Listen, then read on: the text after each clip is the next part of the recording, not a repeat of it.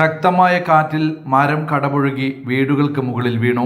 Pazhayangadi railway station ഗ്രൗണ്ടിന് സമീപത്തെ SV Kunjamina, SV കുഞ്ഞായിസ എന്നിവരുടെ വീടുകൾക്ക് മുകളിലാണ് മരം വീണത്. വൈകിട്ട് 5 മണിയോടെയാണ് സംഭവം നടന്നത്.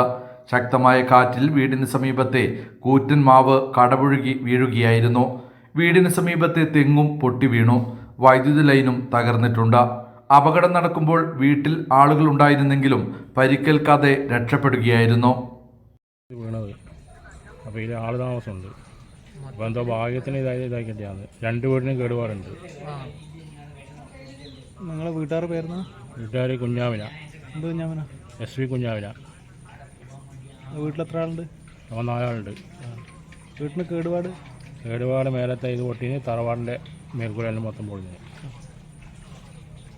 സംഭവമറിഞ്ഞ് മാടായി വില്ലേജ് അധികൃതർ സ്ഥലത്തെത്തി. News bureau, Pazhayangadi.